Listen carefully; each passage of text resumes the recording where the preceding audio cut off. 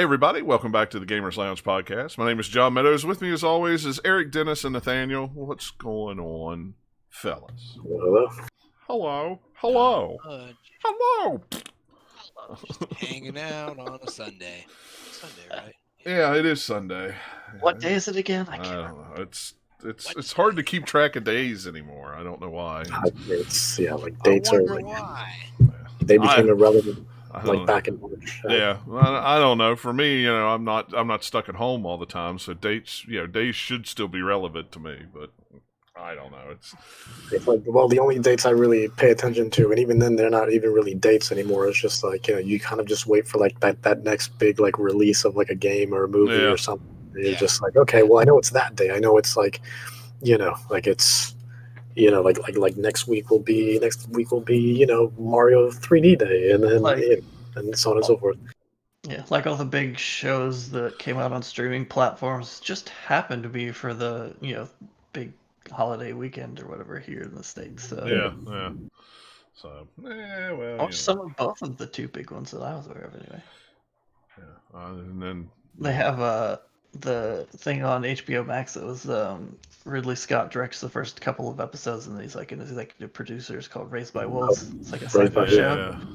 And then they have the season 2 of The Boys is on Amazon. Yep. They put out the next episode of Lovecraft Country early instead of someday, and so it's like, here, have all sorts of stuff to watch. Yeah, and I'm saving all that stuff for later in the fall and the winter, because I have a feeling we're not going to get a whole lot of new stuff, a lot of new TV shows and stuff during that time. For some of those, like for The Boys and Raised by Wolves, it's like, here's 3 episodes, then we're doing week by week from now on. So yeah, if you're waiting that. Anyway. Yeah, it seems to be a new thing that some of the streaming platforms are doing. Like, we're going to do week to week, but we'll give you a few episodes to get you hooked to the stuff. Yeah, that's different, and that's fine. I hope they do that with The Mandalorian. Find out in a little bit. Yeah. Have they even said, or do they just say it starts in? They just said it starts November October 30th or whatever. Yeah, I think it's the end of October. So I like the kind of whole 3-episode thing, because for me personally, like when I watch a new show, typically it's like at most I'll give it 3 episodes before I decide if I'm going to keep going or not. Yeah, so. And that's what most people do. Most people. It's weird because for The Boys anyway, it's season 2, and season 1 was just all at once when it came out. Yeah. So now the different thing with season 2 is like, I already know I like the show. It's like, all right, season 2 is still good. I want the rest now. Yeah. I want it now. You're like, what are we going to watch now? I'm like, let's just watch whatever and save some of this newer stuff for later to watch. How we used to be back in the day, like on TV and cable, is you get 1 episode, gotta wait a couple weeks. We usually wait till at least 2 or 3 episodes in, and then we start watching something.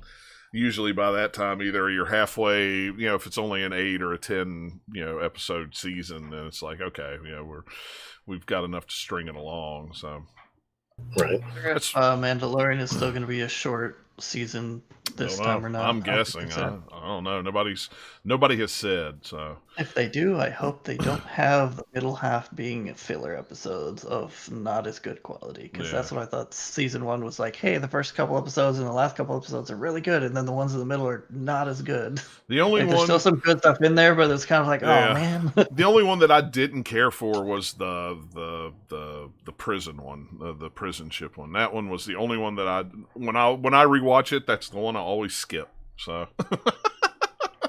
I like all the other ones. You can really tell where they spent most of the budget in the show. Of like, okay, want the ones that are the most continuous story, that have the overarching story. Like, we want those to be the ones that like we really put all our attention to, and the other ones, need some more episodes, so we don't do just like 5, right? Yeah, we'll find out. It's going to be here before you know it. Thank goodness. I'm ready for it. So. But we'll get into what we've been playing like we always do right off the bat. Honestly, the only thing I've played is a little bit more of Ghost of Tsushima. I still only played about this much. Like the other day, I sat down and just kind of rode around and just kind of unlocked things on the map. And was like, let's see what's going on. Oh, there's like a little side quest here that popped up. I'll do it real quick. And I didn't advance the story at all. So it was... That game's really weird for me, because I played it right when I got it and played a decent amount into it and was enjoying it, and then I started playing some other stuff. I keep thinking I should go back to that, but I don't really want to. Yeah. I think what it is because it just feels like it's an open world game that doesn't do Mhm. anything super crazy special. Like it's all really well done, and it takes stuff from like all these different areas and mixes it well. Yeah. The setting's really cool. That's the most different part about it, is like the setting for the game as an open world game. We don't have another one of those. We have Yeah. other games that are similar, like themed, but they're not like this kind of a game. So that's nice. But every time I think about it, I was like, yeah, I don't know how much more I'm gonna get out of this game moving forward that I haven't got already. So I don't know. Maybe it changes up the formula later on. I don't Maybe. know, but Yeah. Like I say, I just keep going like, every time I think about playing, I was like, I should give that game some more time. I'm just like, no, I want to play this instead. Yeah. Well, it's not like it's I don't know going why that nowhere. is. It's a good game. Yeah, it's a good game. I just haven't had time. That's been the Yeah. thing. I just haven't had time to play it. So, and then of course I turn around and I asked Dennis. I think it was yesterday or maybe it was today. Hey, did you buy Marvel Avengers? Yeah, I did. No, all right, I'll go buy Marvel Avengers then. So I went and bought Marvel Avengers, and I've installed the updates. I just popped it in and installed it while I was down here doing work, so it's all ready to go. So it's like, well, I'll play a little bit of that between it and Ghost of. I forget how long it's supposed to be, but it seems to be the consensus is the campaign is decent, or some people really really like it, and then all the like end game stuff people don't seem to like it very much at all. Yeah. So I could get that. It's like, well, I'd like to be able to play 2-player co-op with it. That'd be kind of cool. So I was like, I'll catch up with Dennis at some point. As long as you don't care about the grindy Destiny side of it, games as a service side of it, you know that it's just a limited, like, here's the campaign, that's all I need to play. Yeah. Like, that's true. And I don't mind the grindy Destiny part every once in a while. I've got to be in a mood it's well for done, it. So. sure, but like from what I've seen videos on it, it was like all the levels and stuff are very plain and samey. Is what most of the reviews seem to be saying. Is like, if the level design was better, it would be more enjoyable, maybe. But it's just like, here, grind for forever, and then maybe you can afford this one like costume you want or something. I don't know. We'll see once I get into it. I know the regular story campaign's only like 10 or 12 hours or something like that. So that's a good, worth my money. Which if it plays well and it's fun, that's all I really want out of a superhero game myself anyway. So exactly. Cool. So, and if I can play it co-op, hey, more power to me. Yeah. So why not? So Nathaniel, what have you been playing? Pretty much the same. I haven't spent as much time with playing since our last episode as I've been doing like some other things like watching stuff, reading, different things. Yeah. So God of War is really the only thing I've played. I did finish it again. I've even done some stuff this time around that I didn't do the first time around. Like I found all of the treasure maps, which first time around I probably missed like 1 or 2 because there's only like a dozen treasure maps. Do all that stuff. I did all of the side content in both of the optional realms. Like I got the trophy for finishing that, so I finished all of the Muspelheim Fire Realm ones, which technically the trophy says you did all of it, but it's not. I don't know. It's weird because you can go back and do them again. Like you go through them all, you do the final thing, and then unlocks like harder versions of the early ones that then lets you unlock this special hidden one. And once you do the hidden one, it's weird. It's like technically there's a couple of them I didn't do the more impossible level on it, but it still counts because there's the same challenges, I guess. I don't know. I got the trophy, so whatever. Yeah, that's all matters. Did you platinum it? How much is left? I have not yet because there's a couple I haven't done, including the last Valkyrie that is hard as crap. Like, I was playing through. I was like, oh, okay, I did all the other ones to unlock the final one. Let me go do it, try it. And like, no, it's like way harder than all the other ones that you do. And they're already harder than pretty much any of the other fights of the game. Yep, I'm out. They're really fun though. If you get like, there's like, if you go there too early, then you're just gonna get stomped. But if you get some of the like nice gear from grinding the optional realms, where you have all the nice like epic level, golden gear with all the cool perks, and you've slotted all these different enchantments in there that give you all this other stuff, makes them a lot easier. Yeah. The end game of that, like when you get towards the end of that game, there's so much cool stuff, both in story, but then also with just the gear that you get that lets you spam all the special attacks way more often than you can early in the game. Like, because you've maxed out your, well, not maxed out, but increased your cooldown stats so that they just like refresh really quickly, and you just like start doing all the cool flashy attacks way more often than you can earlier in the game. The story in that game is great. Yeah. And like even the side stuff has story tied to it, so it's just like just do everything in the game except for like maybe the couple just straight up collection of like kill all the birds.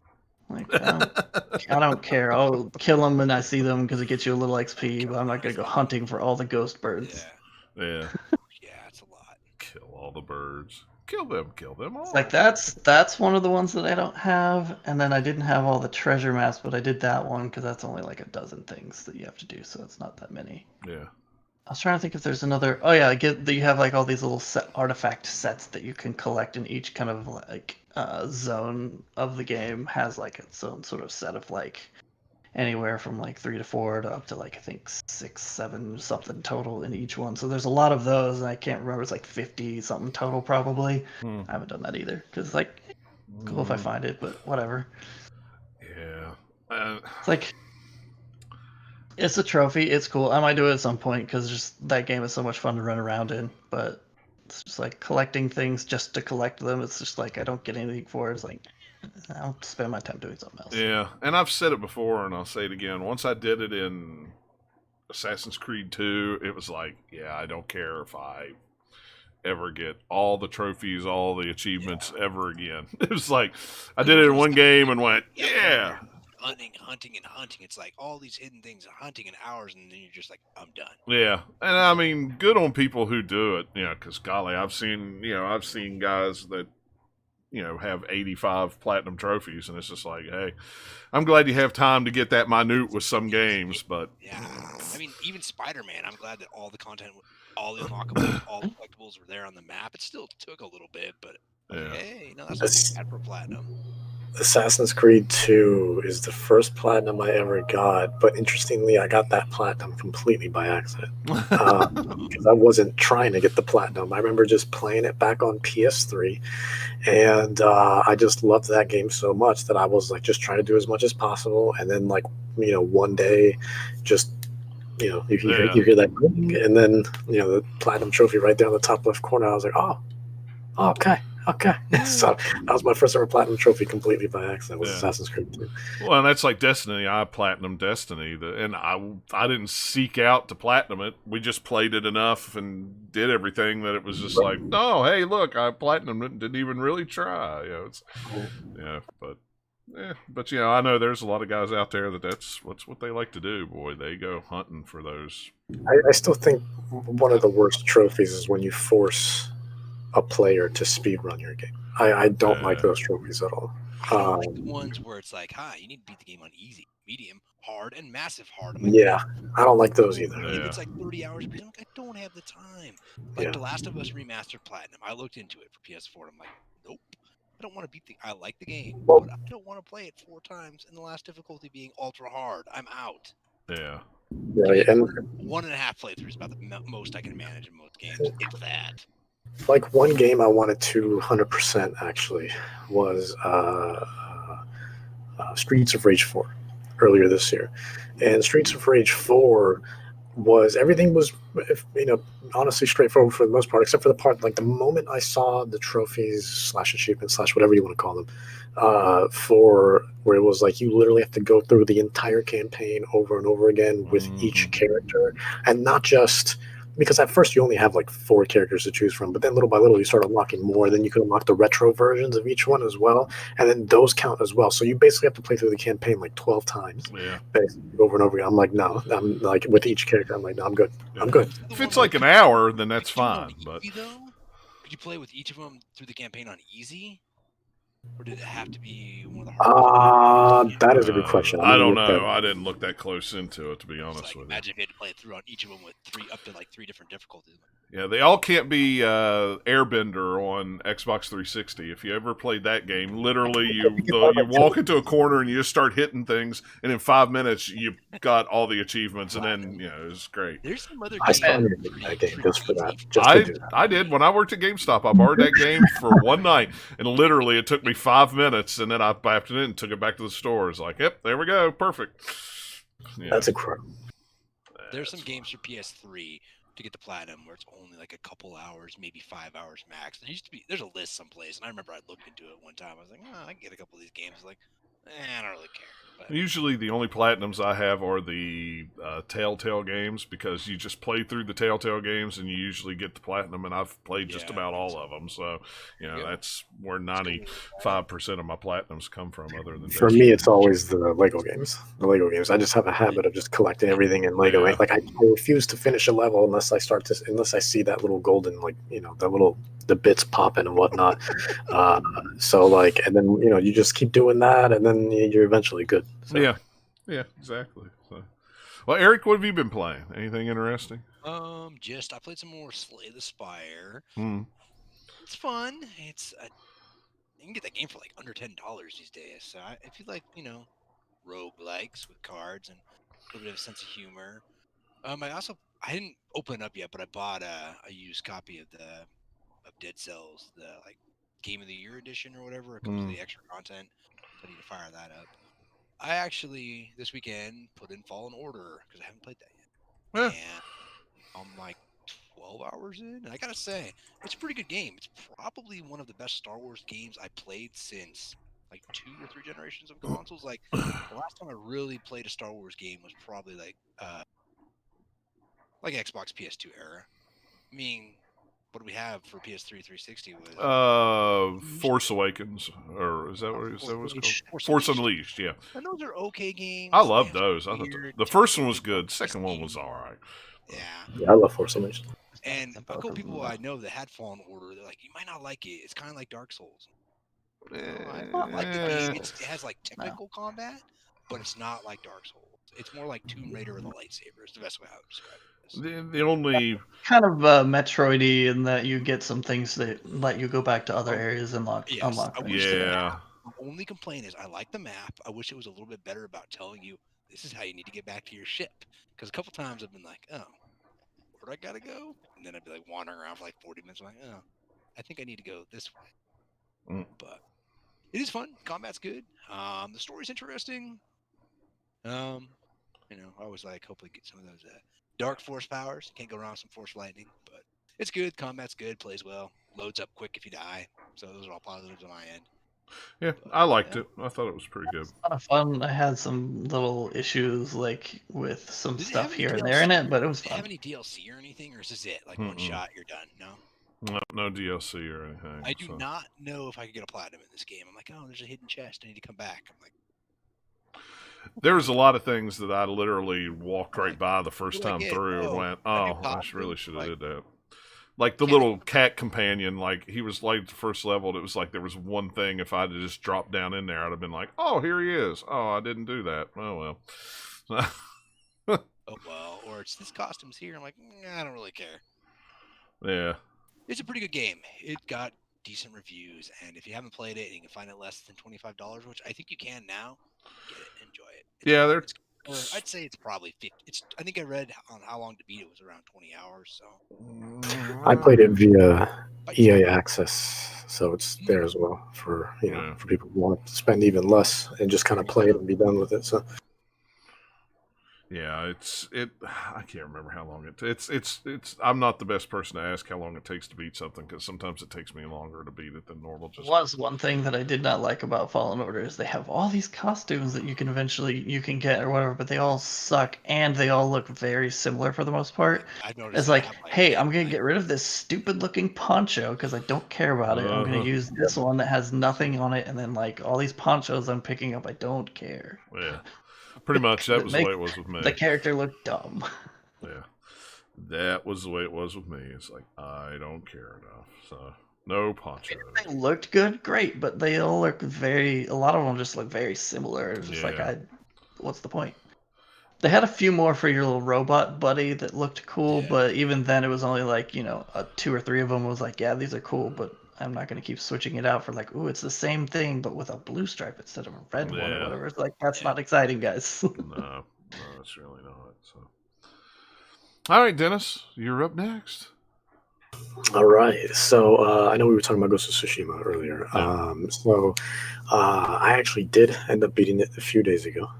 And but I specifically ran through this story though, so like there's a lot of that map that is still completely uncovered. Gotcha. Because like the moment I got like a fast travel, like the ability to go back to places I've already been to, that's what I was doing. I was like, well, I'm not gonna get on my horse or run all the way over there, so I just started fast travel. So there's a lot of that map that is still uncovered, and just the fact that it already felt as big as it was just with that initial walk to certain places, and there's still so much that's uncovered.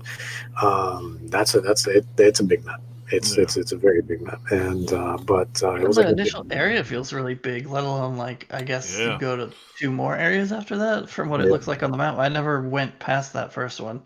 So here's a question for you. Once you go through kind of like the mission to go past and into the second area, like, does the game fundamentally change or introduce more new things apart from like unlocking stuff you haven't unlocked yet, I guess? But like anything that you can't see in the menu tree, or is it pretty much just it feels like the same? Like you have all like a few different things you can like attack. You have like some story missions you do, and you like, or does it feel pretty much the same towards the like throughout? Yeah, it's pretty much like what you see in the menu. Nothing really grows outside of that. You have your skill tree. The skill tree doesn't necessarily expand. You'll learn new stances as you go through, and I won't, because I already unlocked all of them unless they add more. Like, okay, so you got I unlocked so much of the tree, and I haven't even left that first area yet. Like, I have too. I was just running around and doing all of the like little side missions for people, and then like some story missions up to I think that where I left off was like, hey, go attack the thingy that'll let you go to the second area. I was like, it hadn't done it yet, and just like all the random encounters and stuff like that, and that's how much I was just like was running around exploring and still unlocked tons of stuff on there, and I'm like, there's 2 big areas left on the map, but I've already unlocked a lot of this stuff. Like, I just like screw myself over by not doing story first or something. Like, what's going on? Yeah, it's interesting. I think they also built it in a way, because I remember reading an article about this where like Insomniac figured like no one was really probably going to mess with the skill tree at first, so they were just like, all right, well, we're just going to go, and then but they built it around that, so like even if you weren't really upgrading that often, it was still accessible, and that you still could go ahead and beat the game. I mean, granted, it would be a little tougher, but you could do it. But one of the stances, I don't know if you ended up getting this, there's a really cool stance that you get if you can kill enough people in a row without getting hurt. You do unlock the ghost stance, and the ghost stance is incredible, because the ghost stance, it's you one-shot everything. You insta-kill everybody. And it's cool because the moment you initiate it, you hit L3 and R3 at the same time, and then you hear this big poof, and then the screen goes completely black and white, and then it does the little old school, like, Seven Samurai type, film type stuff. And it's the coolest thing. And you just start one-shotting everything. And it lasts for about maybe 10 seconds. It doesn't last for long, but you just start literally just slicing and dicing everybody one shot. Doesn't matter. Sounds like to me, because I've been playing it, that's totally just like Rage mode in God of War. It's like Spartan Rage, boom, initiate, punch a bunch of things. Okay, now you're out. Like the screen even changes and gives you a little bit of film grain and stuff too. It's like it is basically that. You even trigger it the same way. Yeah. Mm-hmm. It's incredibly satisfying. It's super satisfying. Yeah, I did not get that, so that would be something I could go into and look forward to. Yeah, it's super cool. But outside of that, because that's the only other stance you get outside of the initial force of the moon, the wind, and so on and so forth. But yeah, I mean, nothing really fundamentally changes. I mean, you see, other than like the landscapes, you start to go to very themed landscapes. One that it's more of a swampy area. One that's once you start going up to the mountains, more snowy, and one that's very like dead and desert type-ish looking, like the desolate, and so on and so forth. A lot of dead plants and wildlife everywhere. But I think the most impressive part about each one of those areas was just kind of the environmental storytelling of it all. That you would see kind of like either like villages that were raided, or you just be kind of walking down. I mean, you can even see this in the initial. The initial starting place, where you're just kind of walking down a path, and just bodies, just 3 bodies just right there on the side. Building mission's on fire, and then you like, go around and find somebody else that takes you a mission. Oh, like this place is on fire, and you're like, oh, okay. You run back. Oh, I saw that because I just rode by it like 2 minutes ago. That's cool. Right.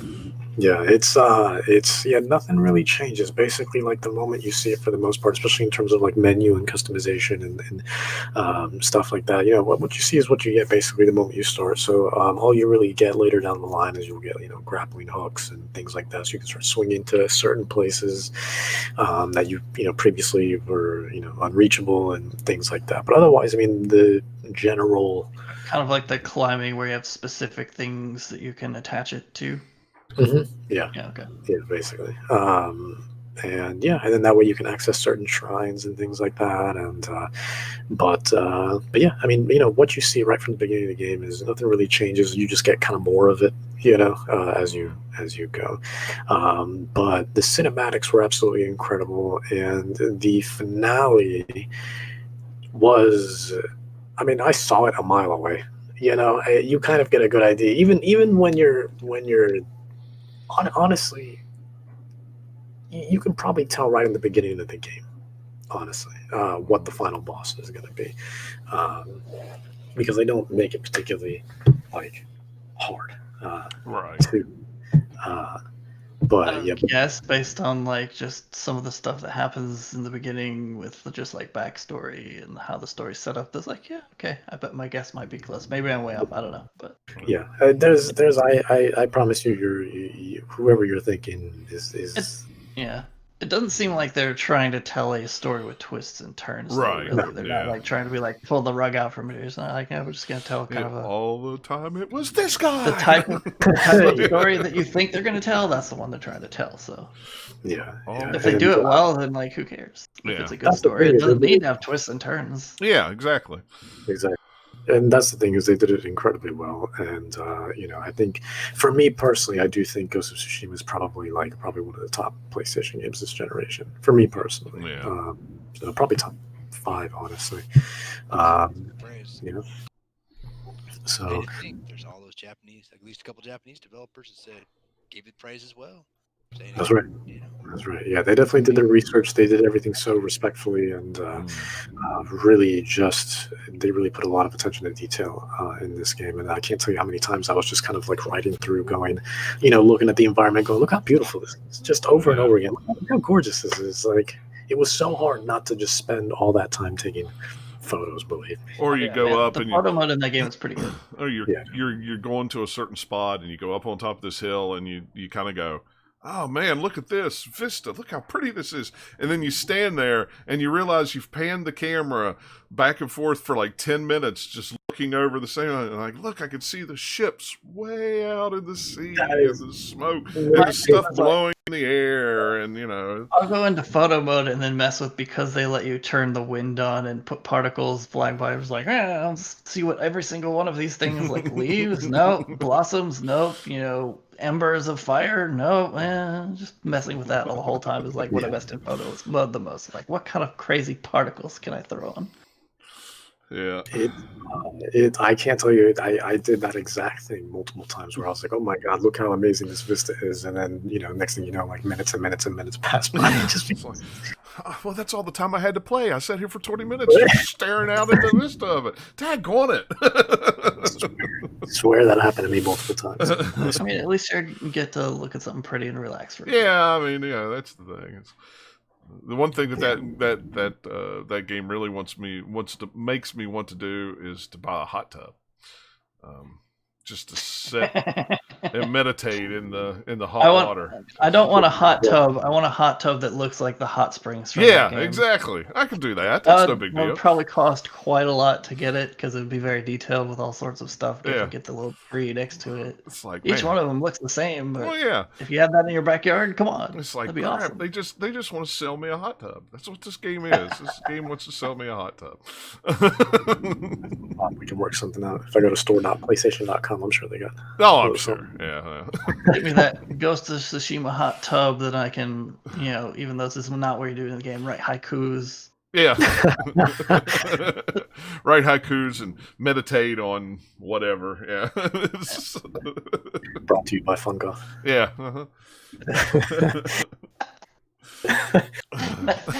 Now I want to see the Funko version of the character from the game with the hot tub. But also, if they do that, they have to do that for Geralt from Witcher 3. Yeah, really. Uh-huh. Yeah, 10-inch Exactly. figures That's with an figures essential. with hot tubs like down below. Yeah, you can get like the detailed figure of like Geralt in the hot tub Yeah, was I've seen made, that. but I want the Funko Pop version for some reason. I think that would more be better. funny. Yeah. Plus, it would be cheaper because it's Funko Pops. Well, yeah, it'd only be $20 or $10 or however much. That one would be a deluxe one, so it'd probably it's not like a super fancy like, McFarlane Toys thing that costs nothing. Like right. Which I saw. What was the McFarlane's making a Witcher 3 action figure, a Geralt action figure, $20. Oh, yeah, it's just a regular. It's just an action figure you buy in the store, but it's detailed 6-inch scale. Yeah. Oh, I gotta have it. I've already said I've got to have it. I want Geralt in the hot tub action figure where it has scrubbing action. You like pull a lever on his back and he like scrubs his arm or something. Or he just leans back and goes, ah. You can turn on the little sound, button on the side. And you can buy it in both the video game version and the Netflix series version, so you can have you can have both versions of Geralt in the hot tub. Whichever one you want. Yeah. Exactly. See, we've got this figured out. We've done all the hard work. You're good. Idea here. Yep. All we need now is to put a price tag on it, and we're good. Yeah. Mm-hmm. $20. $11 billion or $20 or $20. No in between.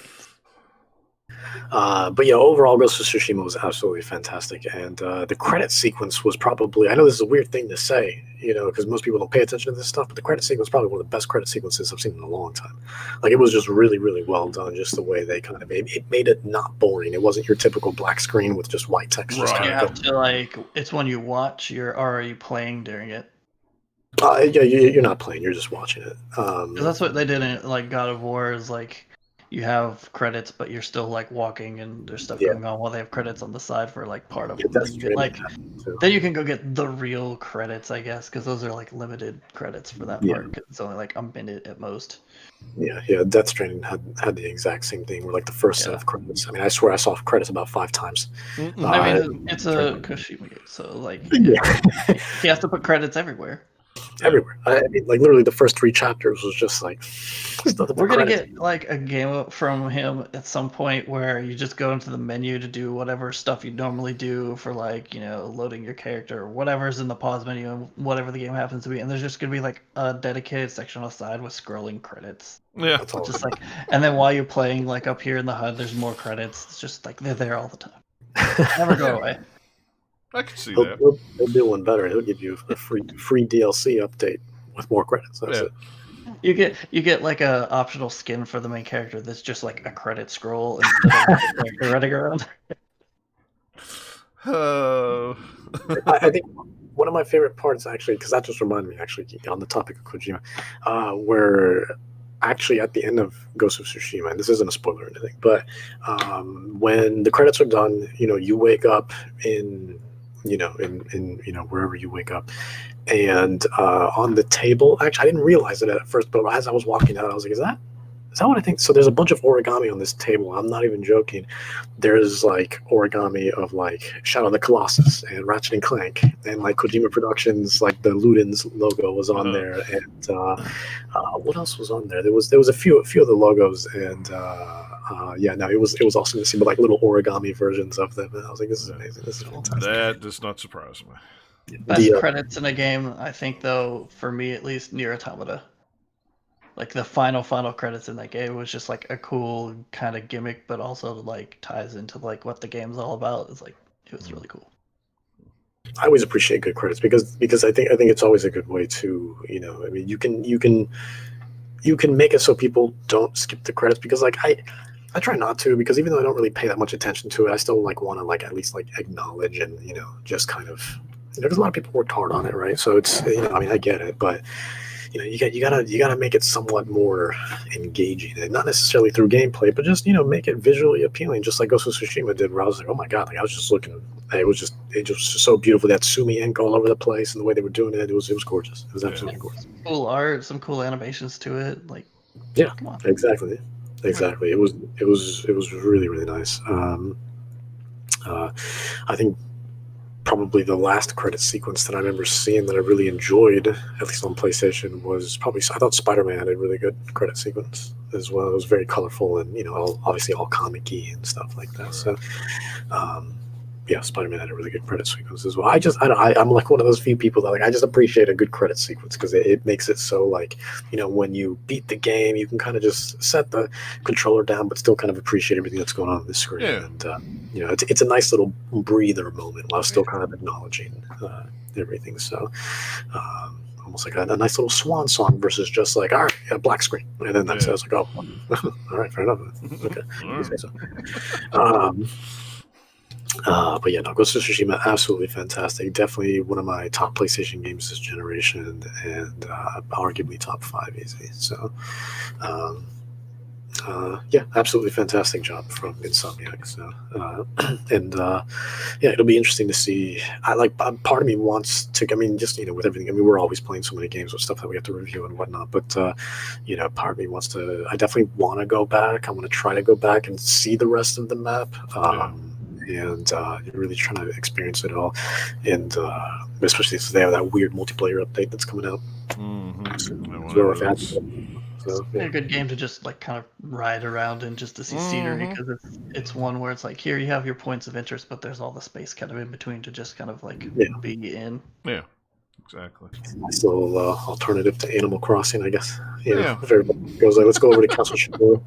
Yeah, while we eat lunch. Crossing has many things going for it, but big, beautiful map. At least as far as that goes. The amount of space is limited. Yeah, very much so. But yeah, no, Ghost of Tsushima was absolutely fantastic. In addition to that, of course, on Friday, earlier in the week, if you got the super special deluxe edition, whatever. But on Friday, for everybody else, officially, of course, Marvel's Avengers did come out, and I've been playing a little bit of that. Not too much. I didn't play yesterday. I was really busy yesterday. I haven't played any today either. But yeah, I played a couple hours of it, maybe about 3 or 4 hours of it, and I got up to. I didn't realize how different from the beta it actually was. One of the biggest things I noticed right away was just how much more polished it was. Because my biggest complaint with the beta was I was like, oh man, this doesn't really the performance is all over the place. Whether you're in 4K or just regular performance mode. And you never know what version you're playing. It may be a year-old version of the game. Yeah. Yeah, so, but there was, I remember one of the cutscenes was completely quiet, and I didn't know if it was for spoiler reasons, but then when I finally heard it in the full retail build, it was I was like, I don't know if that was a bug, because there was literally nothing special about that cutscene. It was literally just Kamala she was literally at the end of the beta, where, just Kamala just being like, yeah, I tried to save as many people as I can. Oh, he froze. There he goes. You froze there for a minute, Dennis. That was weird. You're fine.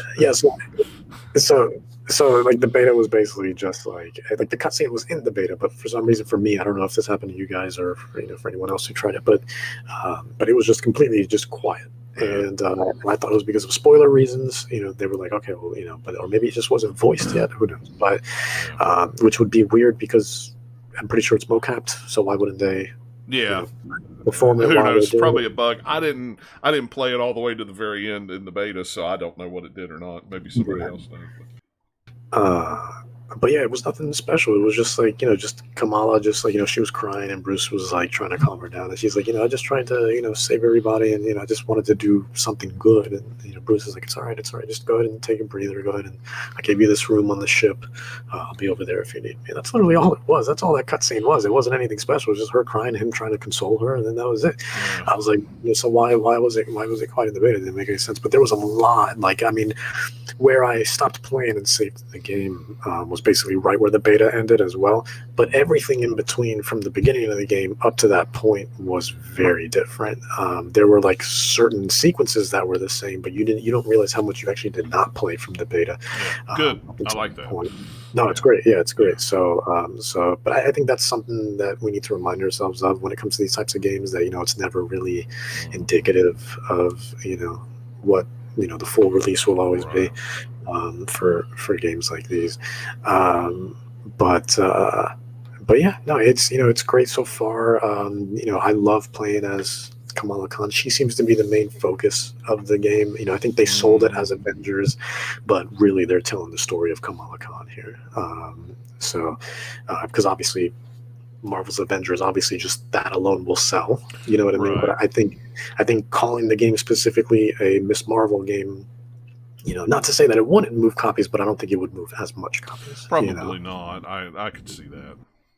So, but I've always enjoyed Miss Marvel, and I remember when the Kamala Khan version of Miss Marvel came out a couple of years ago.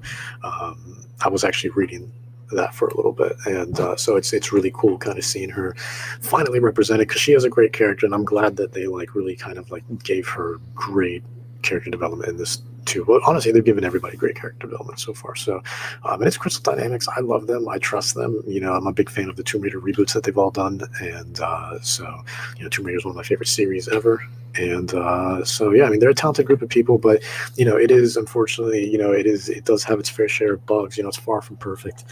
But it's very cinematic, and I'm loving it. And the pacing's really great, the progression's really great, and it's really, I'm having a blast with it so far. So, I think it's definitely one of those games that I think is going to be divisive because of its live service kind of approach to it.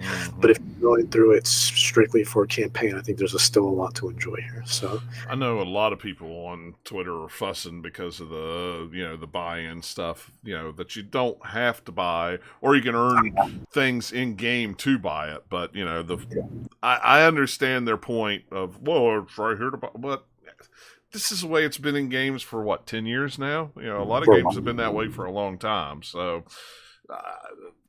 big deal. Are not great. So yeah. I don't see it's a thing that's properly being complained about, because I don't know. Look at games before where you get a lot of this crap in there without having to grind to unlock this stuff as much or to pay for it or whatever. And now hey, we can monetize this, so let's just segment out this stuff that you might have gotten before for a lot less pain and annoyance at the very least. But yeah, I don't know. It seems also this is just kind of the progression that if you look at the Tomb Raider games and you look at all the extra weird stuff that they bolted on that you never played because you just played the campaign, that now they're, oh, hey guys, you're gonna do something else? Now we're doing a live service game. Just seems like what Square Enix would have said, hey, do this. Yeah, I think that's a Square Enix decision, because honestly, they had multiplayer in the first Tomb Raider reboot. But if I'm not mistaken, I think, didn't they get rid of it in Rise, and then in Shadow it was just That's some weird, let's see, Rise I think still had some weird card game thing or something, and you would get cards from playing through the campaign. I remember that now. Okay, yeah, and you're then right. Shadow had something too that I've totally forgotten what it is now, that was just extra thing on the main menu that oh, hey, what's that? I don't care. Yeah. I want to play the campaign. Yeah. But it wasn't really anything that was super pertinent to everything that was going on. And and then the monetization became less and less and less too. The first Tomb Raider was probably the worst in terms of it all, because of the heavy multiplayer.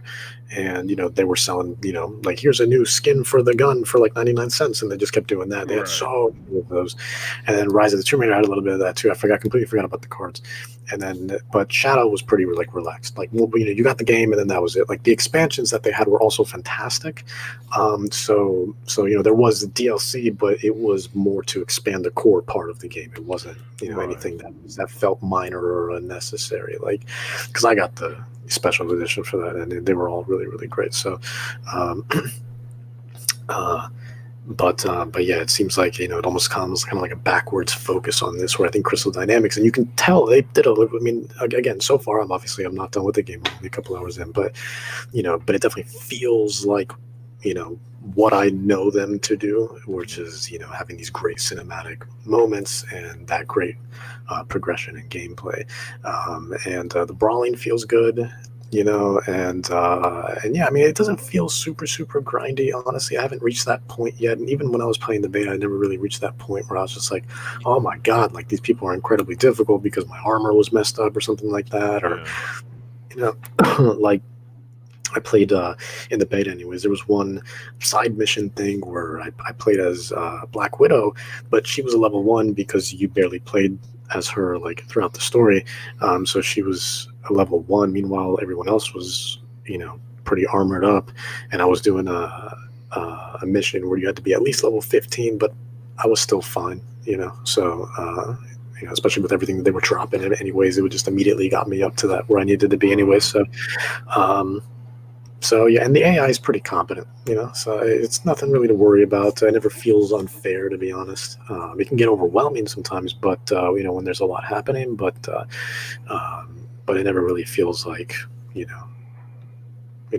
it's not a situation that you can't come out of, no matter what. So, but overall, I'm enjoying it. It's a great story. I love the idea of having Kamala as the main character. Obviously you're going to switch between them, but Kamala definitely is like the main part of the story and the driving part of the narrative. So, I'm loving it so far. So cool. In addition to that, speaking of great stories, I've been playing. Chapter 2 just came out. Chapter 3 will come out next Tuesday, but have been playing, or maybe next Thursday. I don't know, September 10th, whenever that is. I've been playing Tell Me Why, which is Don't Nod's new kind of choose your own adventure type game. Among the same vein as Life is Strange, of course, and that's on Game Pass, right? Correct. Yeah, I've been playing it on Xbox Game Pass for really PC. Weird to me that they're still doing it episodic, even though it's just like, hey, a week apart or something each. Why wouldn't you just put the game out? Like, right. Yeah. You don't need that. Like, you don't need a week to do the next episode. That's everything's done. So why did you do it that way in the first place? Why didn't you just honestly do the whole game? Like, to be fair, for me anyways, I can't speak for everybody, but for me it's a lot easier to digest if I just go one at a time versus just kind of binging on all of it. Because don't change anything about the game. Have it like episodes within the game or something, but just release it all at once then if you're going to do it that way. Yeah. If you think of like Alan Wake is not an episodic game, but it feels that way because they break it into kind of like chapters within the game with like weird credits or whatever in between, almost like it's a TV show or something to give it kind of that weird vibe.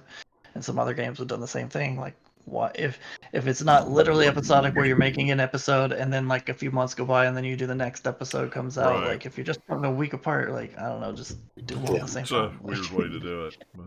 Yeah, because especially with like how they've done it before with all the other Life is Stranges, where like they'd always release them at the beginning of the year and then you'd probably finish it by the end of the year. Stuff like that, depending on how many episodes it had. But yeah, even in the case of like Before the Storm, because even Before the Storm only had 3 episodes, just like Tell Me Why does. But even that was like months. Studio, wasn't it? Yeah, that wasn't Don't Nod. That was the other Correct. studio. Yeah, Don't Nod was. Weren't they working on like Vampire at the time or something like that? I think so, or something like that. Yeah. But correct. Yeah, they kind of licensed that out, but then they did come back for Life is Strange too. So, but yeah, and then but interestingly enough, like correct me if I'm wrong, did Xbox buy out Don't Nod? Like, is Don't Nod an Xbox game studio now? No. I don't think so. Because I noticed that it was published by Xbox Game Studios. Tell Me Why.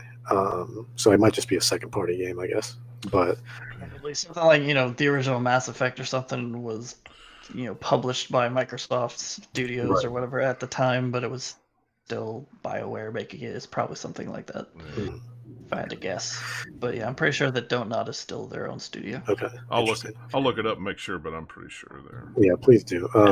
Yeah, because I noticed like every time I booted it up, like the first thing you would see was Xbox Game Studios, and I was like, oh, interesting. And then I looked it up, and it was published by Microsoft, but I didn't know if if Microsoft had just gone ahead and bought them out, because they've been kind of on a buying spree lately. So I didn't know if Don't Nod was one of the ones that they kind of scooped up. Yeah, like Microsoft said, hey, if you let us like publish this, put our logo on it, we'll give you a bunch of money to make the games, but so we can put it on Game Pass. That might be kind of the conversation. I would not be surprised. Yeah. Yeah, apparently they did not buy them. It's just a collaboration where they're publishing it. Gotcha. So Tell Me Why still play very similar to like the Life is Strange games mechanics wise. Like it has its whatever gimmick, but you're still walking around, clicking to talk to people and do things like that. Exactly the same. Yeah. Instead of just kind of reversing things, you're kind of going back and viewing old memories to kind of uncover certain narrative things. So like if you walk into a place that you've been to when you were a kid, but you don't remember off the top of your head, you start to see this kind of bokeh effect, and then since since I'm playing on PC, you press space bar, and then the things kind of slowly but surely kind of like come together and start to form an image, and then you can kind of relive that memory. Like a journal thing in the game from one of the characters, kind of like Life is Strange would like fill it out as you go, but it gives you extra cool like character detail and bits, and like here's a sticker I put on the page. That's one of my favorite things from those games. Every single thing from every single page of that journal is like super cleverly crafted. It's super pretty to look at. They all have their own story that's super unique as well, and they also do get involved actually in some of the puzzles. So some of them you actually do have to read to kind of decipher some of the things that you'll go through in the game, because they're like hidden within those pages as well. But it's super nice, because like before, you could probably just skip all of those in Life is Strange or even Life is Strange 2 or anything. It's just more flavor and extra detail. But if you have to actually go in there for some puzzle stuff, that's kind of cool like that. You do, that's yeah. Nice.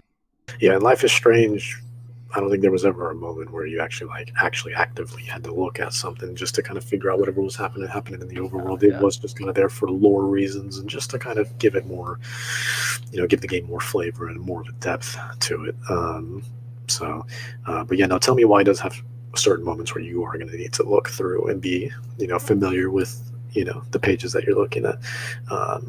But yeah, the characters are great, and the engine's a lot better. Because they're not using whatever crazy proprietary engine they were using before. That was kind of a mess. Now they're just using. I haven't even done that since Life is Strange. I don't think, because Life is Strange 2 is definitely not their original whatever engine that one is. Definitely not. Yeah. Unreal was it, or I don't remember what Life is Strange 2 was in. But Tell Me Why is. Yeah, because Life is Strange 2, I'm pretty sure is also Unreal. It's definitely better than whatever the original Life is Strange was, and it looks a lot nicer. Like Life is Strange 2 is a great looking game. Because the first game did not run very well. As much as I love that game, I really, really love that game to death. But that game, the first one is still my favorite. But it's my favorite. Just because the characters in the game I love so much, even like all the side characters. Nothing against Life is Strange 2, which was also really, really good, but it didn't have the same thing of being in one location, so you don't get to have side characters that you see over the length of the thing for the most part. Not only that, it was all very episodic of like, here's the people that are in this one, now here's the people that are in this one, and it was a little more disconnected. It's an attachment that you have not only to the people, but also in Life is Strange 1, where even the environment kind of becomes its own kind of character in an interesting way. Like Arcadia Bay to me is still one of the most memorable, I think, places for me. Is Tell Me Why more like Life is Strange 1, where it's in kind of one overall sort of location, like locations within it or something? That's what I was thinking when I was reading about it, but I wasn't sure. Yeah, it's in Alaska, and that's right. Yeah, but they do. It is mainly you kind of. You go between places, but so far between chapter 1 and chapter 2, it's been 3 main places, and it's been like the police station, your house, and the supermarket. That's it. There's just those 3 places you can rotate between. And and then you're just kind of going back trying to figure out this mystery that's going on, and it's super interesting. And chapter 2, they kind of played it safe in chapter 2. Chapter 1 was crazy. Chapter 1 was really, really great. Chapter 2 was still good, but it was definitely like a more of like a campy episode. So I'm expecting episode 3 to just go crazy. Hopefully, so. Are they like 2 hours each episode, or roughly, or yeah, 2 hours give or take. So sounds like it's a lot smaller than Life is Strange games, because I would say they're probably like 3 to 5 per episode for those. Yeah. So it seems like it's a little bit smaller. It took me a while for some reason before the storm. It was about 3-ish hours. Well, especially if you play all the D&D's campaign side things, you could totally miss in the one episode where it's like you could just walk right past it, or you could spend like almost an hour doing this, or not quite that much, but like here's this little sidetrack thing that they just like put a bunch of detail and is like one of the best parts of that all of the episodes of that one, man. Like I was saying in the entire time while playing Tell Me Why, and I finally saw it in chapter 2 where there's 2 Easter eggs in chapter 2 actually, where I was like, they gotta have something that's Life is Strange related. I want to see it. I want to see something that's Life is Strange related, just because there's so many similarities in terms of like how it plays, the layout of the, the environments and stuff like that, and they're just very good at that. And sure enough, there was a poster that had a blue butterfly on it with the Polaroid camera, and then like the this was at the supermarket, and one of the characters, Michael, was saying something along the lines of like yeah, that poster was just something I found. It was talking about something about how life is weird and stuff like that. I was like, aha, okay, all right. So I know. So that was a nice little Easter egg, and then there was another one closer at the beginning where they have a cute little Master Chief figure, just like right by like one of the nightstands in the kids' rooms. So I thought that was really cool. They're probably like, hey, since we've got Microsoft on board, let's like do something. Yeah, why not, right? It was awesome. It was really hey, can we put a cute Master Chief in here? Okay. It was. But yeah, no. Tell Me Why has been really good so far. I think don't nod. I mean, they have great writing. So this even if the gameplay isn't really connecting with you, at the very least you'll still appreciate the writing. The story's very good. So. Sounds like I'm definitely gonna have to pick this one up because I really like the Life is Strange games and just Don't Nod in general. So yeah, I do too. And I was thinking about it, I just hadn't yet. When I saw it was out on Game Pass, I was like, I really need to download that and play it because I enjoy those games too. So it's just downloaded it right away. Yeah, it's not disappointed. Thursday, it looks like Thursday is the 10th. So yeah, Thursday's the last episode comes out. That's when the new computer should be here and everything should run good. So. Hooray! As long as everything gets moved over fine. That's all that's... set everything up again. But anyway, yeah. So, yeah, Thursday's the 10th. So. But yeah, I'm excited for that final chapter.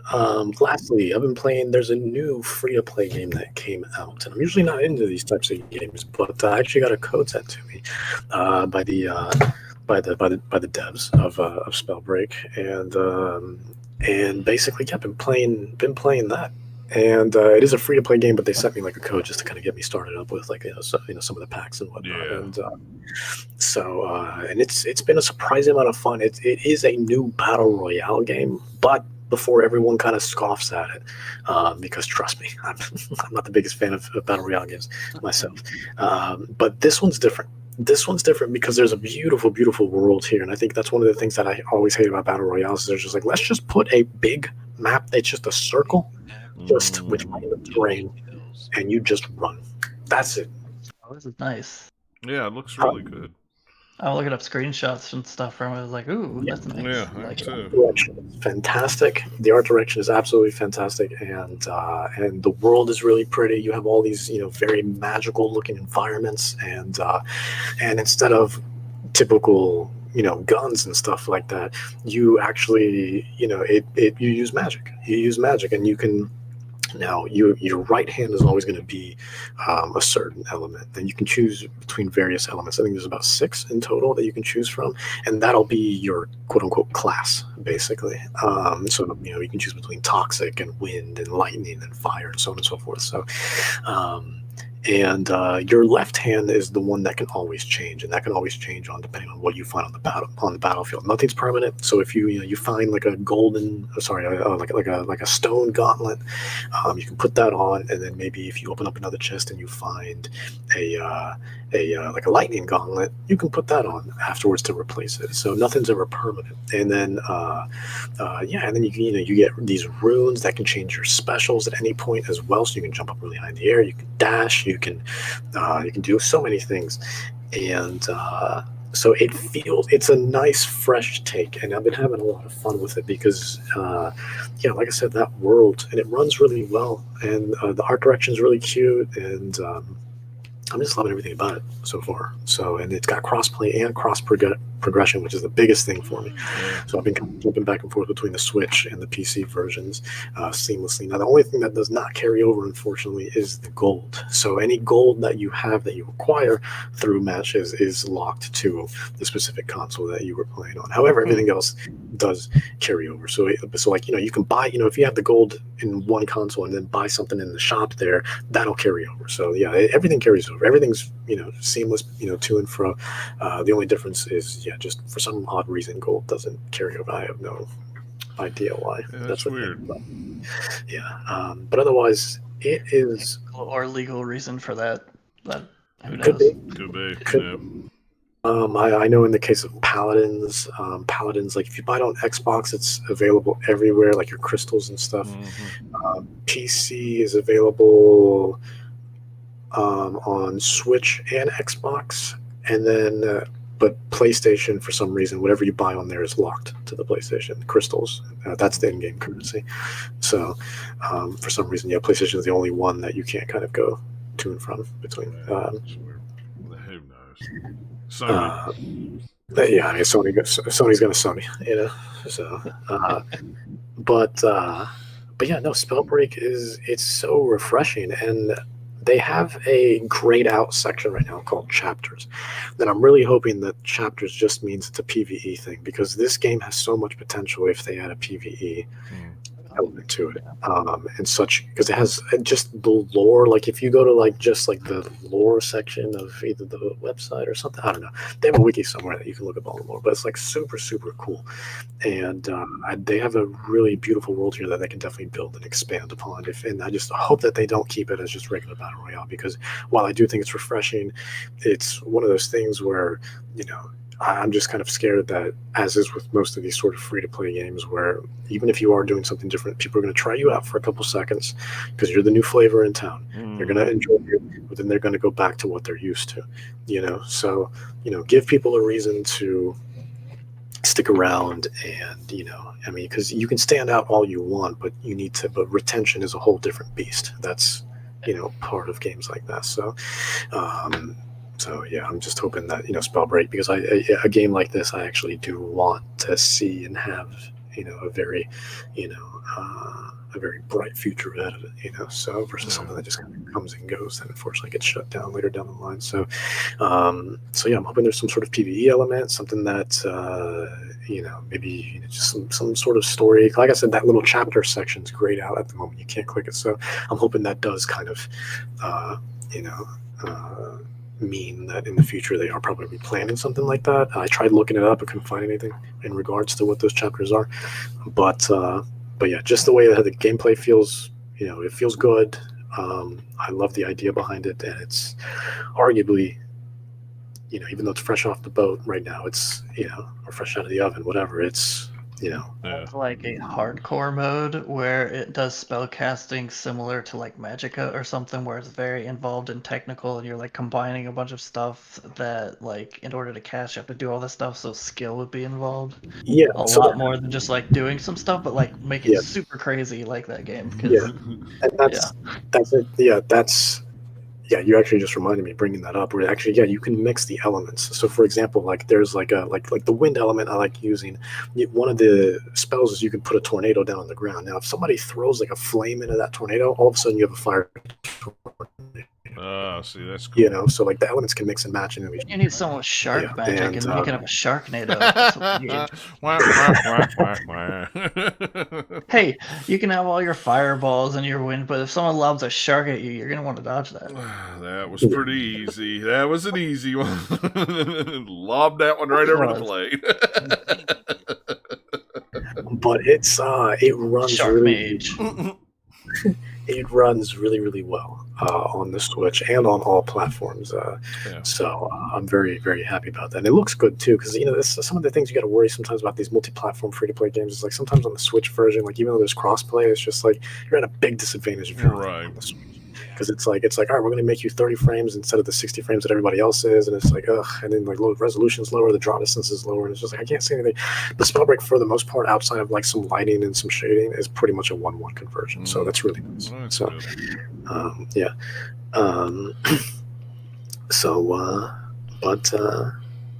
But yeah, that's Spellbreak, and that's everything I've been playing. Cool. And I've checked that out. I've not heard of that, and I haven't been It just on the came Switch in a to while. me yesterday. Oh, okay.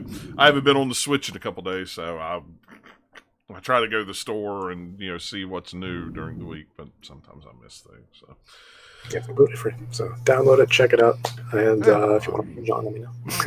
Sure, I like playing free games. Why not? I'll try anything once. It's worth $0.00. There you go. Yep. No eShop card needed. Good. those are the best. So, all right, let's hit a few news stories this week. Not a whole lot. There was a Nintendo Direct. It was for the Super Mario Brothers 35th anniversary. Some of the things they announced was Super Mario World 3D for the Switch. That was originally on the Wii U. I'll buy it again. I love that game. It's very fun. I enjoyed it. I thought that you would be surprised that they didn't put it on the Switch, and the only reason that they hadn't done it to now is so they could save it for this. Yeah, and then at this point it was like, I'm waiting. Where's it at? I mean, really, there's only 3 more games on the Wii U that they could even put. The Kirby game, the Xenoblade Chronicles, X, and I don't remember what the other one is. I thought about it. They got Cookie Mirage that I really wanted. They got Captain Toad. I'm still just baffled that they put New Super Mario Brothers U Deluxe before they put 3D World, because I thought 3D World was much more incredible. Yeah. Which Kirby one? Is it the other kind of Canvas Curse? It's like I don't know. It's a kind of a clay. I think it was a clay game, wasn't it? Wasn't Kirby kind of clay? Like Epic Yarn. Kirby and the Rainbow Curse. That one. Yeah, Rainbow Curse, where it's like that one was weird. Would that work on the Switch though, because of all the drawing you had to do? I don't know. I mean, well, and that's the thing. They're doing the Mario 3D All Stars, which is the Mario N64, Mario Sunshine, and Mario Galaxy. That's right. Another Mario 64, whatever. I know. I'm See, that looks lazy to me. Because Sunshine has gotten very expensive if you want. Yeah, I mean, Sunshine, awesome. This will make it so more people can play it, and maybe Galaxy, awesome. Give me Galaxy 2. Don't give me another. Don't. You love that N64. I hate it. I hate it. What's wrong with 64? Don't like it. What they needed to do was like a Master Chief Collection where they have Mario 64 with super updated graphics so that you can hit the button to go to the old graphics and be like, Yeah, exactly. 64 area, no polygon ugliness, and just like smooth everything out. I'd rather they did for a more Nintendo example, like what they did with Ocarina of Time on the 3DS. Do that with 64, not just kind of port it and up the resolution. I don't want to play Mario 64 from the original unless you really, really update it. I don't want it. Right. It's okay. I'll speedrun it for all of you guys. I'll make you guys happy. I'll play it for you guys. I will buy. I'm buying that collection. I have it pre-ordered, and the only reason I'm getting it is for Galaxy and Sunshine. I will probably boot up 64 for 1 minute and go, "Yep, still looks like garbage." Let's go on to the next. One cool thing that they have on here that I like is the music.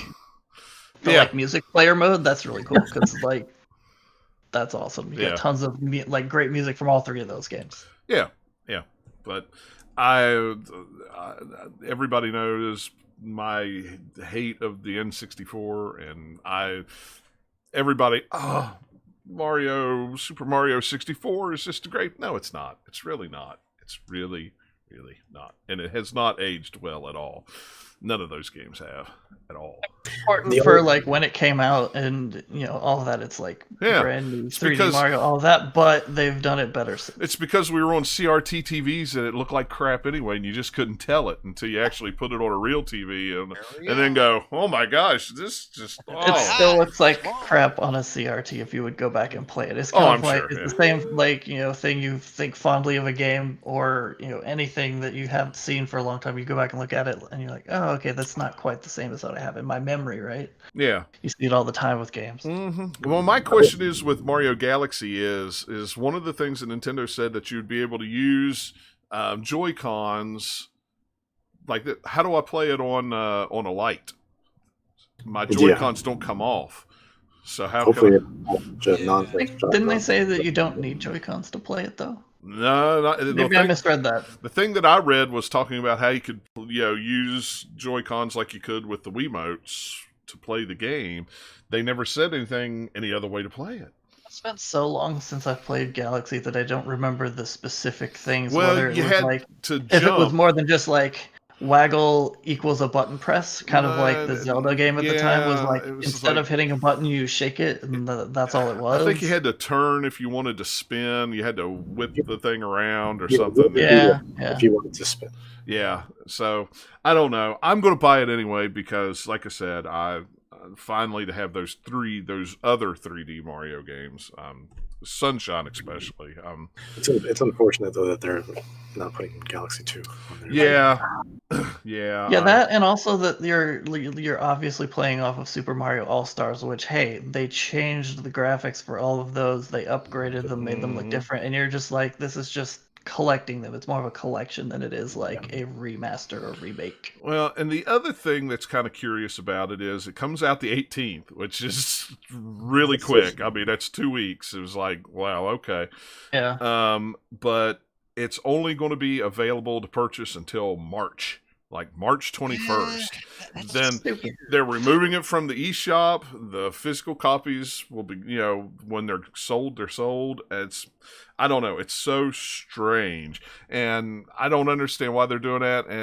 It's not like, well, I don't know. What's weird is if you go on eBay right now, people are paying over $100 for that game. Yet you can still go to Amazon, Best Buy, GameStop, and everywhere, and still pre-order it for $60. But people on eBay are paying twice that for it because, oh my gosh, it's limited. I got to buy it.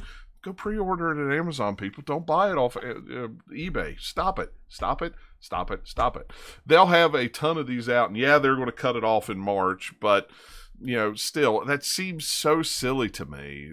What's the point other than like, oh, it seems limited, but there's still going to be a lot of copies that they're sell in that amount of time. Like, why would you stop that? Yeah, with this being Nintendo, they'll crank out 20 million copies of that game by the time March rolls around. Sweet Nintendo money. Yeah, I mean, so that in 5 years we can have the 40th anniversary come out and it's the same thing. Right. Yes, I don't know. I'll buy it again and again. Yeah, just keep buying it. Stupid Nintendo. Why you do this to us? A couple other things that they announced. Mario Kart Live Home Circuit. They actually have two little Mario and Luigi remote cars that have cameras on it that you can set up little tracks and use your Switch to control the car. You can actually race your car in the house, which is pretty cool. There was no price on that, but I think the European site, they're like 99 euros, which is a little over $100 just for one. They don't come together. You have to buy them separately. So I don't know if it's a game cart that goes in. I don't know anything how it works. They really didn't say, but it's the AR experience, which that you buy it and then it could come with a cart, or it could just be a download or something. Who knows? They could do it either way. Yeah, I don't know. I know with the Labo stuff, they actually had the carts, that came in, you put in, that tells you how to put them together and then play the game. So I'm assuming it's something like that. If it was less than $100, I would probably buy it just because, like I said in the pre-show, my niece is 5-year-old niece is obsessed with Mario Kart, and if I actually give her a Mario Kart to chase the dog around in the house with her Switch, she would die. So, but that sounds like a hilarious nightmare. Yeah, it really does. And have that camera on the front of it, man, I'd have to record that footage. Oh my gosh, that would be great. So it's a neat idea. Oh man, if they let you record that feed, that would be really cool. I know it would so be, you wouldn't can share it. Yeah. Oh my gosh, that would be awesome. And then they also announced a Game & Watch Super Mario Brothers, which is cool if you like the old Game & Watch from the 70s, late 70s, early 80s. But it's actually Super Mario Brothers. I figure when that sucker comes out, it'll take about 5 minutes for somebody to hack it and put every NES game that they can on that thing. I have a feeling. Game & Watch, yeah. Yeah, so I was thinking about too. And the other thing that they announced was Super Mario Brothers 35, a Mario Battle Royale. It's pretty much a speedrun thing like Tetris 99, except you're playing it against 35 other people and you're playing a Mario level. And that's only available for a limited time too. I think it's only, October 1st until March 31st. Yeah, so then they upgraded to Super Mario Bros. 36. Yeah. I'm not any good at it, but I'll definitely try it out just to have fun. And if you're paying for the Mario or the Nintendo Online, they also updated with all the Mario NES games, which is pretty cool. So I already played through. I booted up All Stars that night, and I played through the Mario Brothers one. I had to because I love speedrunning that game. Yeah. So I was like, all right, let me boot it up, and then 10 minutes later, okay, I'm done. I beat it. So I was like, all right, let me go play something else. I got what I want. Yeah, it is pretty good, but yeah, and apparently they're having some kind of collectible pin thing. I don't know exactly. You've got to purchase Mario All Stars, and then there's missions. That looked weird. Yeah. They didn't really explain it very well, so I'm not real sure. I tried doing it, but like literally everything you do is irrelevant if you don't purchase the Mario 3D All Stars. Yeah, so and I'm already getting it physically, and like, granted, I probably will get it digitally as well, but it's not something I don't need that right away because I don't want to spend $120 on the same thing. Right? Yeah. I bought it. I was going to buy it anyway, so that's fine. But I wanted it physical. I don't want it digital. Yeah, I got it physical. Because who knows when they take it off the eShop? If I'm going to guess it'll still be on my account to be able to download, but it's Nintendo. Who knows? I don't know. Mario Glove will reach into your account and rip it. Yeah, it'd be terrible. Witcher 3 Wild Hunt confirmed for PS5 and Xbox Series X. Big shock there. What's nice about it is it's a free update for people who own the current generation consoles or on PC. So if you own it on PC, you'll get the upgrade. Or if you own it on a current generation, whether it's on physical or digital, you just pop the disc in, downloads the update, boom, and Bob's your uncle. So that's cool. I'm all about playing some Witcher in a nice higher res. I'll be curious to see how much different it looks like, because if you're adding ray tracing stuff in, they could really completely overhaul the lighting system for that. Mm-hmm. So if they get the game with a nice kind of shiny new coat of paint on it, I'll totally play through that game again. Oh yeah, or at least part way through it, because I've started that game so many times. Yeah, I'll play it. I'll play a little bit of it with the better graphics and stuff, for sure. Just to see how much nicer it looks. Yeah. And it looked nice before. It looks really good. Yeah, it's not a slouch in the looks department. No, I'm not saying that it looks bad. It's a little dated by now, if you go back and compare it to kind of games that came out like recently, but still, so it's just. I popped it in and installed it on the Xbox when I got an Xbox Series X, just to go, ooh, look at that little sheen that it put on it. And, now it's like, well, if we get a Series X or got it on PC, it's like, oh, well, look, I've got another sheen to put on top of it. So why not? It's free. Even if I just play 5 minutes of it and go, man, that looks really nice. All right, uninstall. Let me play something else. I'm incapable of playing The Witcher. Good. I'm done. Bye. Yeah, I'm not. I'm not either. But I'm incapable of playing that game for only 5 minutes. Yeah, and I mean, I'll start up and like, ooh, this looks nice. Let me keep playing. Yeah, well, and that's the thing. It's like, I bought it on Switch and I play it on there, so you don't think I'm going to like download it on a nice PC or a next gen system and play it on there and look, whatever. And the Nividia GeForce event happened. Nathaniel, you probably know more about these things than I do. You mean that I'm someone who may have watched the video that NVIDIA released and then has subsequently read several articles and watched several videos all about it and all of the information that's come out since then? No, never. I had a feeling you would. The one thing before you get started that I will say is I was very surprised on the prices of them and the specs on them for the prices. They were surprisingly affordable. What people are talking about as far as reasonable. Value for dollar over like previous cards are a much bigger jump, at least according to the charts NVIDIA is saying. No one's really gotten to super test them yet. Well, they're probably in the process of, because they're not that far away, but NDAs haven't gone away just yet. So reviews, I believe, are although technically we're not supposed to know this yet, rumors and leaks say that the NDA lifts on the 14th for the NVIDIA version of the cards, and then on the 17th for all the other versions that all the other companies make. And that's, I believe, this for the 3080, because that's the first one that comes out of all the three that they revealed. So they revealed, what, 3070, 3080, and 3090 are the next generation Ampere cards. The 3090 is the BF GPU, which made me laugh when that came up in the video, like an official video thing, and they're referring to it as the BF GPU. I'm like, that's awesome. Yeah. How many Doom fans work at NVIDIA, man? Yeah, I was working and I stopped, was eating lunch, and I pulled up Twitter and I saw them in reverse order, and I saw that first one and I was like, holy crap on a stick. It's like, that card is huge, and it costs more than my entire PC just costs.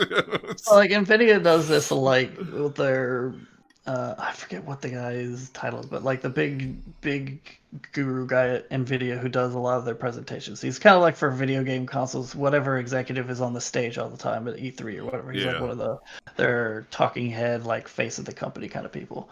And he's like doing it from his kitchen, which I believe they've done those before, if I remember right. But he's got like this insane kind of hood over his stove in the background that looks like it's carved from marble, and he's got like this jar of like a bajillion spatulas on his counter, and he's just sitting here talking, and then they'll cut in with some charts, and you don't realize the whole time that the first video card is just sitting behind his spatulas the whole time. He turns around and picks it up. It's like, hey, here's the card. And he had a lot of spatulas. Holy crap! How many spatulas does that guy need? Yeah. Forget all the count of how many transistors and CUDA cores and blah blah blah on the cards. I want to know how many spatulas are in that little jar on the counter, and how many do you have in your cabinets that you're not even showing us? Why do you need that many? Because they're all like super colorful too. Yeah. So fun, colorful jar on the counter. We have two, a plastic one and a metal one, and you don't use the metal one on the non-stick, and you don't, it's like, and he's got more spatulas than I've owned in my entire life. It's like, maybe he's a spatula collector. But anyway.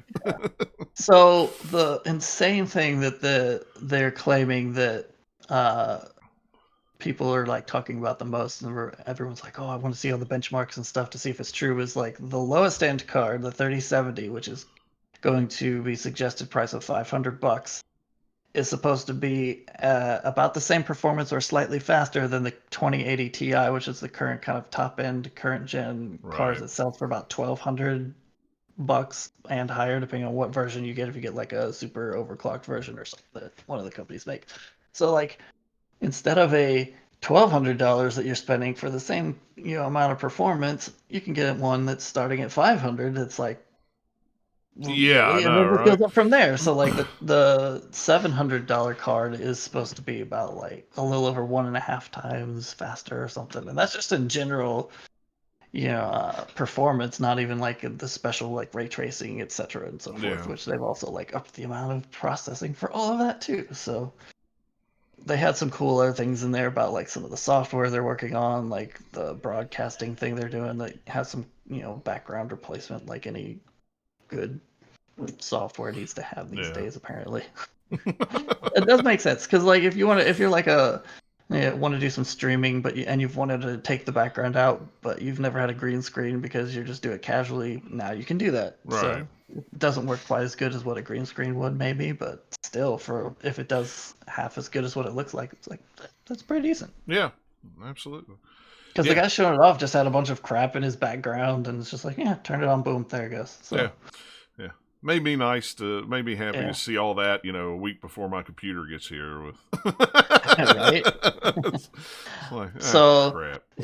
I was looking at it like, ooh, yes, I really want to get one of those. So I hope I can get one. We'll see if I can get in the rush, because they're putting out there like, hey, the supplies aren't super high, and all that, and they're not even doing pre-orders on it. It's just like, hey, they're gonna go live. You have to rush to hit the buy button, pretty much.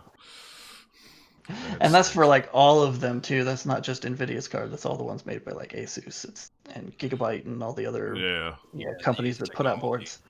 So like the NVIDIA one's cool because it looks the best design, like just the look of the card, in my opinion. Like all the other ones still look like hey, here we got like 3 massive fans on it and RGB like everything and all this like we're making it look like cool. And then you're like, it's like, now you're overdoing it, man. Just like tone it back a couple notches.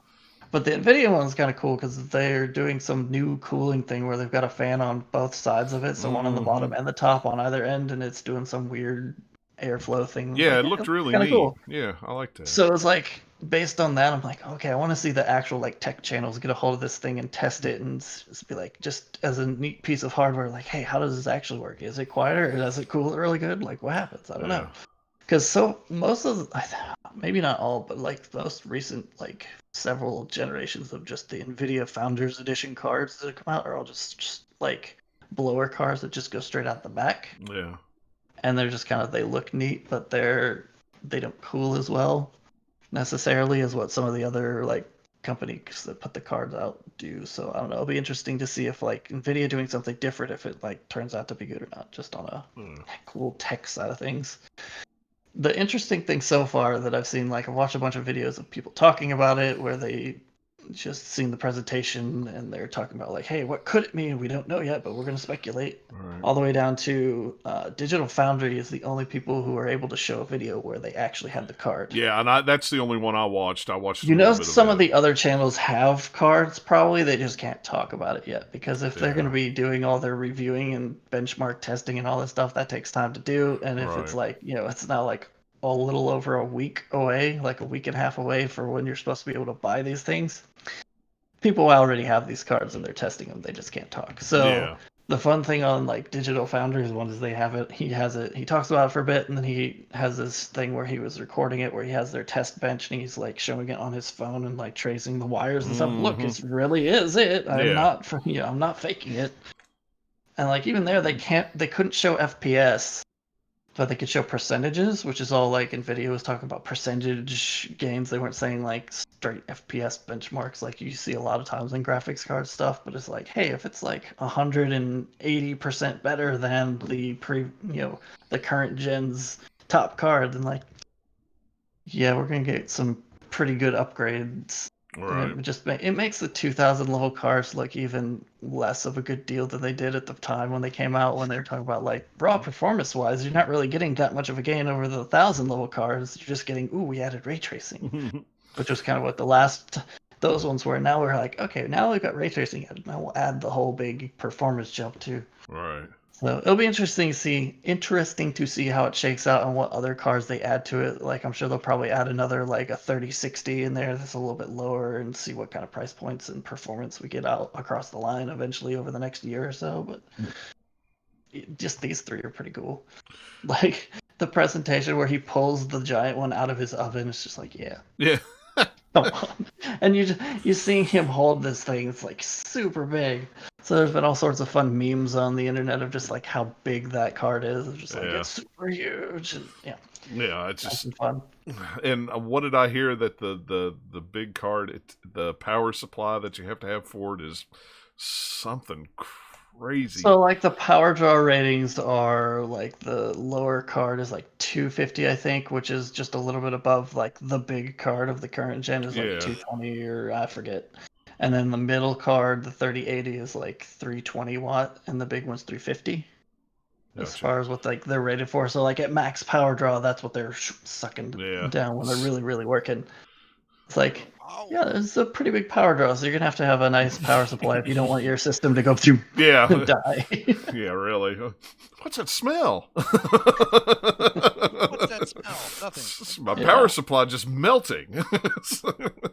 So which one are you looking at getting? The 3080, the mid card, I think. The mid card, that's what I figured. Since I have a high refresh monitor, hopefully, like my current card that I have does decent for I can get over 60. For pretty much any game, it's some other games, between 60 and 100 is probably where it runs, depending on what game it is and the engine and all that stuff, and if I optimize settings or not or whatever. And some of them maybe can push a little bit, but my monitor goes all the way up to 144 default. I think 165 if I hit like a turbo clock thing in the menu. So if I can actually like get up on the higher end of that, I'd be like, yeah, that'd be nice. But I don't need the like giant $1,500 card because that would be overkill for my system. Yeah. It'd be like, nah, I'm probably bottlenecking that thing, and it's just like, why am I in here? Yeah. Well, and an 8K 30 frame. That's like that's there. I mean, I'm sure there's guys out there that are like, yep, I gotta have it. Top of the line, big. Well, the 8K is just a big marketing lie anyway. Yeah. Because it's not real 8K. Even if you're paying attention to the NVIDIA's video, it's like their DLSS 2.0 is what's giving them the 8K, which is not true 8K. What it's actually rendering out is lower than that, and then an AI processes it up to be an 8K image. Right. Which some of the stuff you already see, like Death Stranding is one that a lot of people are talking about when it came out and did a really good version of that, where it's like, hey, because of this, you're still playing and seeing 4K on the screen, but it's actually rendering it at like, I think it's 1440p for Death Stranding. I don't remember, but then it upscales it using the AI on the card, and it looks better than the native. If you're rendering it natively at 4K, there's like a little bit more detail because of just the way that it reconstructs it. And then it also is running, like 20, 25, 30 frames per second faster than it does, just because it's taking some of the load off of all the raw pixels, and then because the AI is smart enough to blow it up again, it looks pretty good. And if you look at them side by side, sometimes you can't even tell the difference, or if it's minor enough that in the middle of a game you don't care because it still looks really good and your card isn't melting and trying to keep up with it. Yeah. Well, like some of the stuff for like Death Stranding is like, hey, it barely is going to hit maybe like 30 or something, but then you do the DLSS 2.0 version and turn that on, and poof, suddenly you can get all the way to 60 or something. I forget what the actual numbers are, but it gives it quite a big of a boost. So it's all something that like companies have to put it at their ports when they do their games. So if they don't do it, it's not going to take advantage of it. But from here going forwards, it just seems like for at least the big AAA games, it's going to be more and more common as it goes with these technologies, especially if these cards are as popular as the hype around them seems to be. If enough people like keep buying them so that they're in a lot more PCs. Plus, we're going to have like the consoles are going to have SSDs and ray tracing and all that. So we're going to see a lot more of these in games. I think over the next several years, it's going to be more and more common. Yeah, it's funny though. It's the Xbox and PlayStation 4. Here's the breakdown. Here's they're finally up to par with modern PCs. The video comes out and goes boom. Well, the cool thing about this too, so you have like the PlayStation 5 where they have made a big deal about the way the SSD ties into the whole like pipeline, so that it can access it faster and it's like super fast. So that they can just use storage instead of having to load it into the RAM. All of the assets, they can just access it directly and go fast enough that will still kind of work. Well, that's part of what NVIDIA has in here. It's tying into something I think that's a Windows thing too, but it's basically letting your SSD and graphics card talk directly without having to go to the system and the CPU first. So it's cutting out the middleman a little bit for some of those things, and some of this we're not going to see for a long while. It's just kind of like, hey, this technology is here, you can take advantage of it, but we don't really have, there's no games that are using that yet. Right, The fact that they're thinking about it and being like, okay, so we can have kind of that similar kind of technology on like PC and console or whatever means that they can develop for it, and we're more likely to use it. Especially if you're doing multi-platforms, if there's something that's only one thing over here and it's only, even on that platform, only a few people have access to it, it's like they're not going to develop for that. So it's more of like kind of a future technology thing where they can work towards it, I think, where when more and more people have it, then more and more developers will think, oh, it's worth doing, right? Right, so, yeah. Well, and it's just funny the day after something like that. It's like, man, you see all these people.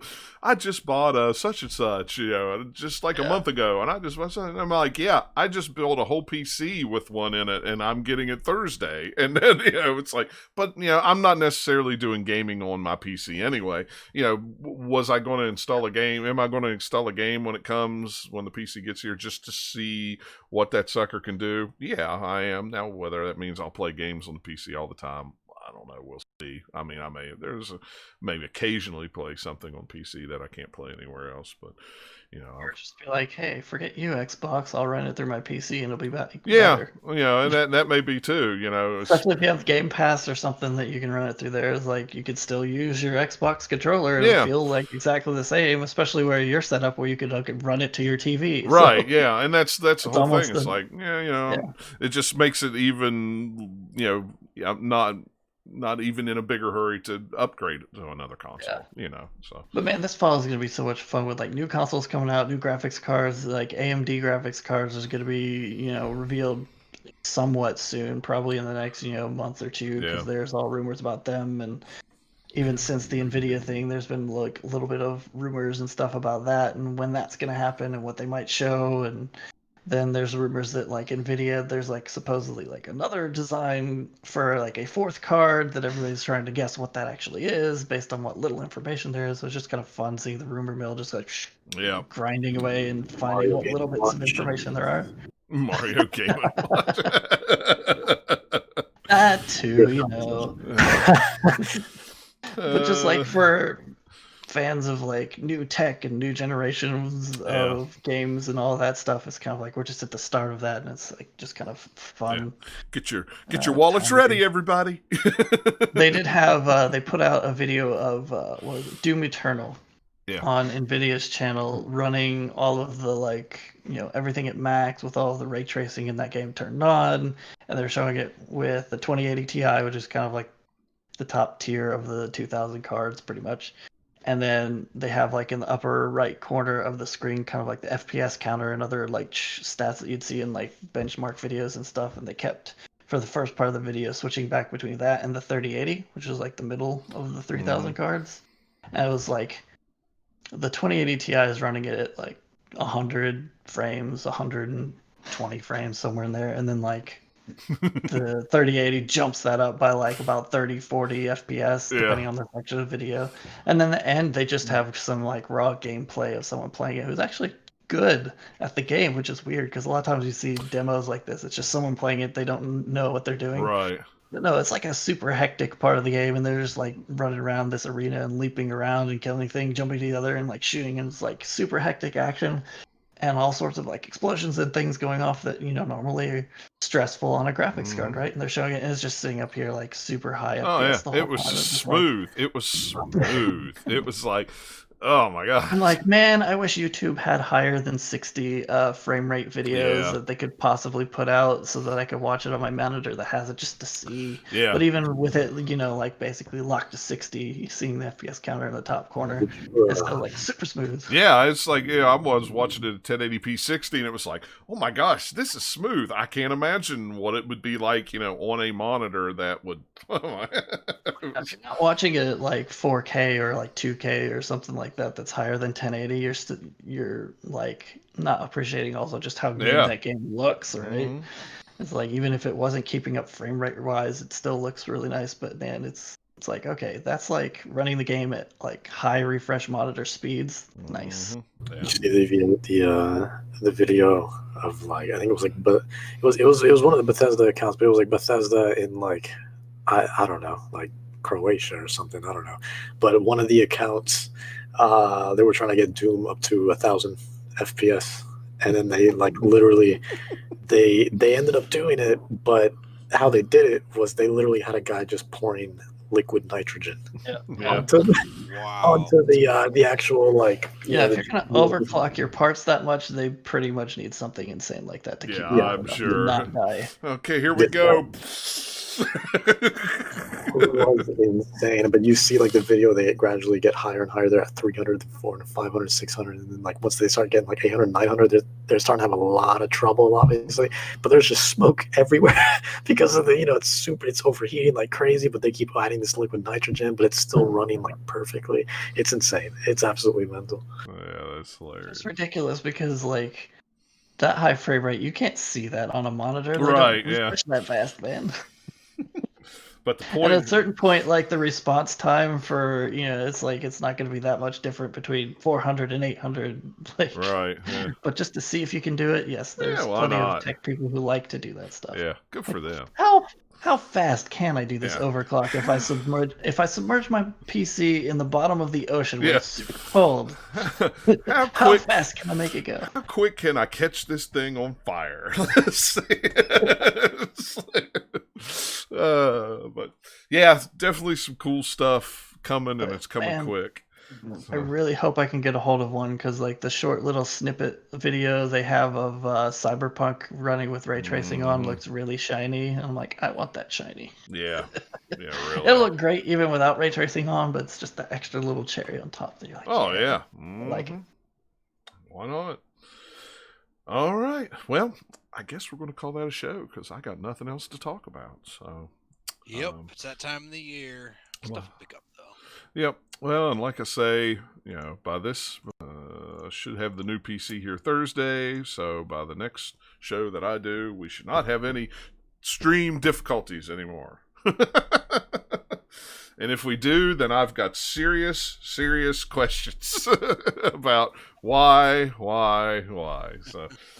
But yeah, so maybe you can find the answers in that game. Tell me why. Yeah, maybe. Maybe what I have to do. I may have to play that game. It's this weird magical game that no matter what you want to know the answer to, as long as it has to do with why, it'll tell you. Yeah, you're good to go. Think of all the money they would make. It reads your mind and then crafts the experience for each person individually. The future.